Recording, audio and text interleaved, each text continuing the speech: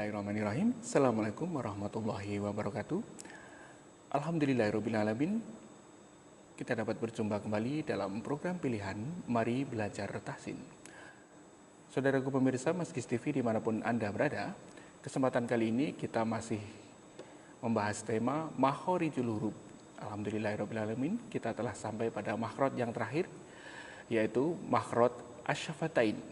Nah, apakah makhraj asy-syafatain itu? Segera kita ikuti bersama penjelasan dari Ustadz Usman. Baiklah, saudara pemirsa, segera kita ikuti penjelasan dari Ustadz Usman.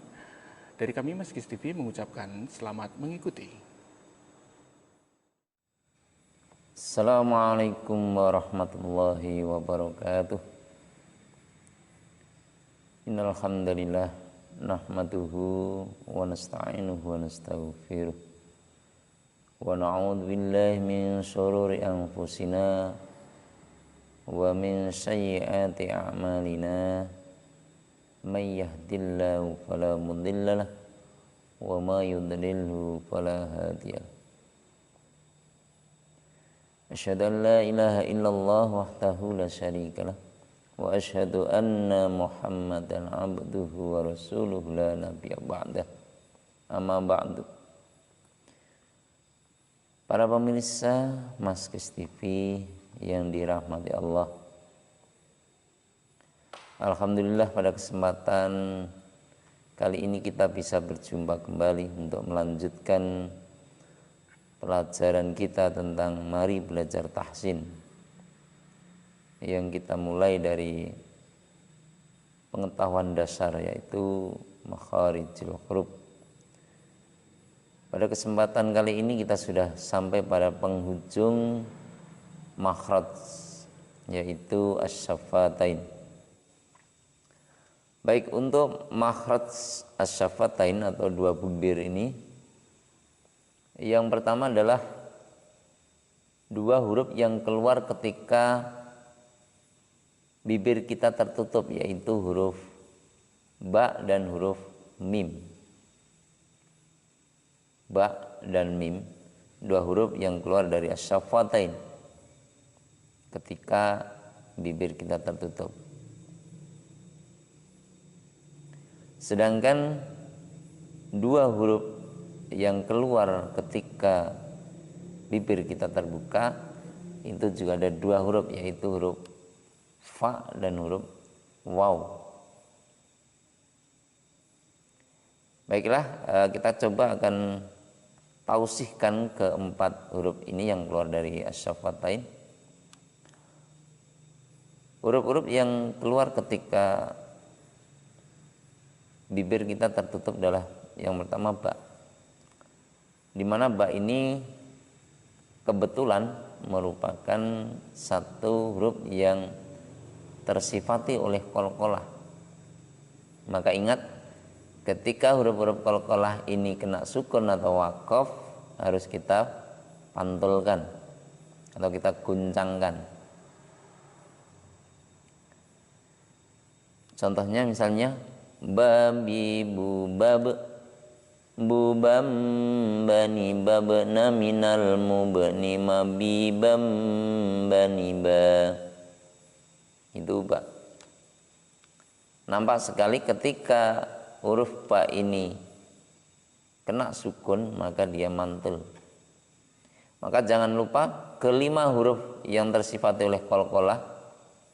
Kalau orang menyebut biasa untuk memudahkan mengidentifikasi huruf qalqalah ini dengan baju di toko, ba, jim, dal, ta, qaf. Ba, jim, dal, ta, qaf. Kelima huruf ini setiap kena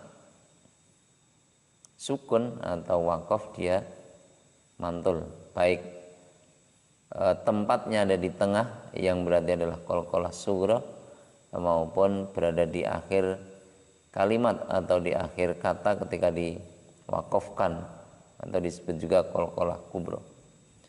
Yang kedua adalah huruf mim. Ma mimu bam mumam mani mamna minal mumni mani mam mani ma. Itu huruf mim. Ketika kita tausihkan huruf ini, kita perhatikan ada nampak hukum-hukum nun sukun misalnya ada di situ. Ketika nun bertemu mim, ma mimu bam mumam mani mamna minal mumni mani mam mani ma. Ada fatkatan bertemu dengan mim, ya. Kalau dihukumkan di hukum nun sukun ada idgham bila gunnah. Ada dengungan 3 harokat yang pada bagian-bagian kemarin sudah kita singgung. Untuk selanjutnya 2 huruf yang terbuka atau mempunyai sifat hamas, ada hembusan nafas di situ, adalah fa.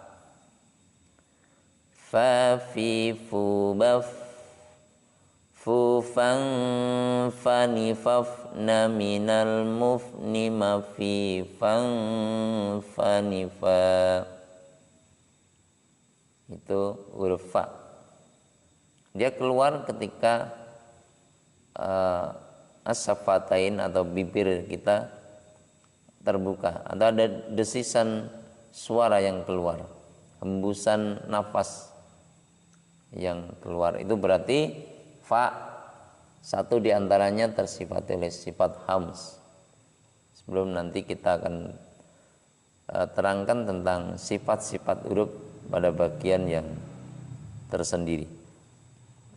Kemudian yang terakhir adalah huruf waw.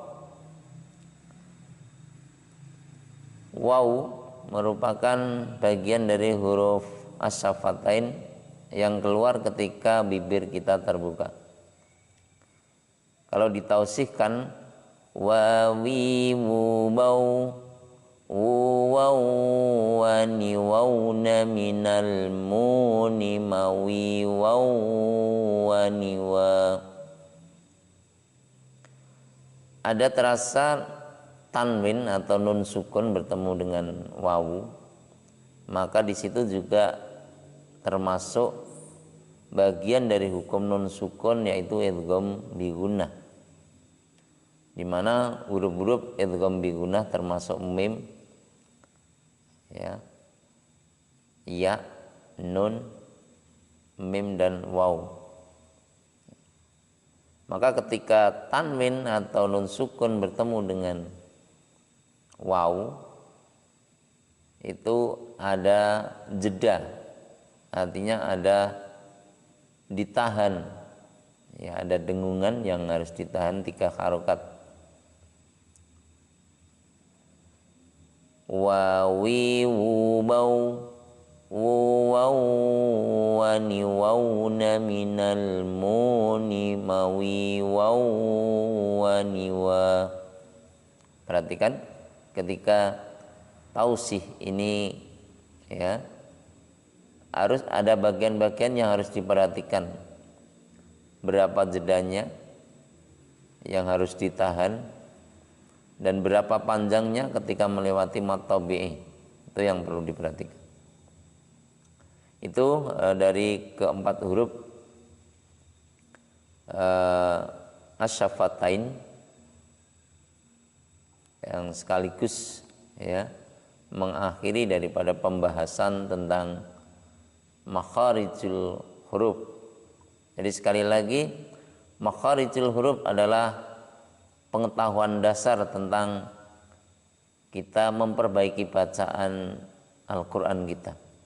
Karena kalau kita paham huruf-huruf itu keluar dari tempat-tempatnya, maka kita akan terhindar dari tertukarnya huruf satu dengan yang lainnya. Karena sudah paham masing-masing tempat keluarnya. Jadi sekali lagi di al-halqi ada 6 huruf yang keluar dari sana, yaitu hamzah ha ada di bagian halqi atau tenggorokan paling bawah, kemudian di tengah ada ain dan ha, yang di bagian atas ada ghain dan kha, ada 6 huruf. Kemudian yang paling banyak ada di al-lisan, itu ada 18 huruf.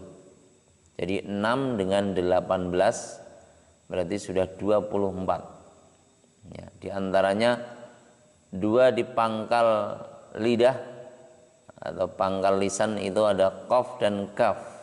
Ya, ada qaf dan kaf. Kemudian di tengah lidah ada 3 jim, shin dan ya. Kemudian di sisi lidah yang bertemu dengan gigi geraham ada 1 huruf bod, yang nanti akan kita bahas tentang sifat-sifat yang mensifati huruf itu. Kemudian di ujung lidah yang bertemu dengan langit-langit bagian depan, atau bisa dikatakan ujung lidah bertemu dengan gusi gigi seri atas, itu ada lam, nun dan ra.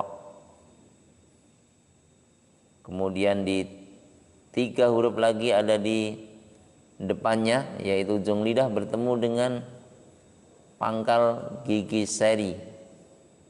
Pangkal gigi seri. Jadi ya dekat-dekat gusi bagian bawah. Ya.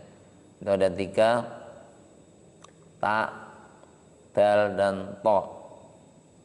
Kemudian ke bawah lagi sedikit ada di ujung lidah bertemu dengan ujung gigi seri. Kalau tadi pangkalnya, sekarang di ujungnya gigi seri. Ada tha, dal, dho. Kemudian 3 yang terakhir dari al-lisan berada di ujung lidah bertemu dengan ujung gigi seri bawah. Di situ ada zai, sin dan sod. Zai, sin dan sod. Kemudian pada 3 huruf yang dari al-jauf, rongga tenggorokan yang di tengah-tengah itu, ya, di rongga tenggorokan dan mulut itu ada huruf-huruf mat, yaitu huruf a, i, u yang ditandai dengan ya, wawu dan alif. Kemudian di al-khayshum yang kita bahas kemarin, ada, dia bukan huruf tetapi bacaan yang ada di sana, yang termasuk di dalamnya. Di situ ada idgham, ada ikhfa, ada iklab dan ada gunnah musyaddadah. Ya, keempat bacaan ini masuk pada bagian al-khayshum yang dengungannya tidak boleh kurang dari 3 harokat. Kemudian yang terakhir ada di asyafatain ini ada 4 huruf, ba, mim, wawu dan fa, atau fa dan wawu. Ya, jadi semua huruf hijaiyah ini memang sudah ada tempat keluarnya masing-masing, sehingga tidak boleh tertukar-tukar. Maka ketika kita qiraah tidak boleh kita menyepelekan tentang makhraj ini, tentang tempat keluarnya huruf ini. Ketika kita membaca hamzah, jangan tertukar dengan ha, jangan tertukar dengan kha, jangan tertukar dengan ain, terutama ketika di bagian sukun atau waqaf. Ini harus hati-hati. Ketika kita mengucapkan huruf dha, jangan tertukar dengan dot. Ketika kita mengucapkan huruf sin, jangan tertukar dengan shin, dengan tha. Ini rentan sekali. Ya, rentan sekali. Ketika kita mengucapkan dal, jangan berucap dal. Nah, ini tempat-tempat keluarnya sudah kita kita pahami bersama, kita ketahui bersama, sehingga bagaimana kita berusaha sekuat kemampuan kita, pengetahuan kita, maka kita terus belajar dan terus belajar untuk memperbaiki bacaan qiraah kita. Ya, awalnya mulai dari bagaimana kita memahami tentang makharijul huruf. Baik para pemirsa Maskis TV yang dirahmati Allah, demikian pembelajaran kita telah sampai pada akhir dari makharijul huruf, yaitu sudah saya jelaskan tadi tentang makhraj syafatain atau dua bibir, yang di situ ada 4 huruf, 2 huruf ketika bibir tertutup dan 2 huruf ketika bibir terbuka. Nah, mudah-mudahan dengan demikian kita dapatkan pemahaman tentang huruf-huruf yang keluar dari tempatnya masing-masing, sehingga ketika kita mengucapkan huruf ini sesuai dengan tempat keluarnya, insya Allah akan lebih bisa fasih, lebih bisa benar ketika kita membaca qiraah Al-Quran. Demikian, mudah-mudahan bermanfaat, dan jangan lupa kalau ada kritik, saran atau pertanyaan bisa ditulis, dikirim ke nomor WA di bawah ini. Insya Allah akan kita bahas pada pertemuan-pertemuan yang akan datang. Kurang lebihnya saya mohon maaf. Saya akhiri, akhirul kalam. Wabillahi taufiq wal hidayah. Wassalamualaikum warahmatullahi wabarakatuh. Baiklah saudaraku pemirsa, demikian tadi sudah kita ikuti bersama penjelasan dari Ustadz Usman mengenai makhraj asyafatain. Alhamdulillahirrahmanirrahim, kita sudah selesai dari makhraj yang pertama sampai dengan makhraj yang kelima. Dengan begitu kita sudah menyelesaikan pelajaran makharijul huruf, dan pada video selanjutnya kita akan masuk kepada materi berikutnya. Baik saudaraku pemirsa, nantikan video selanjutnya untuk mengikuti materi-materi selanjutnya. Dan jangan lupa klik tombol subscribe serta aktifkan tombol notifikasinya agar Anda tidak ketinggalan video yang terbaru dari channel ini. Demikian tadi, semoga memberikan manfaat kepada kita semua. Wassalamualaikum warahmatullahi wabarakatuh.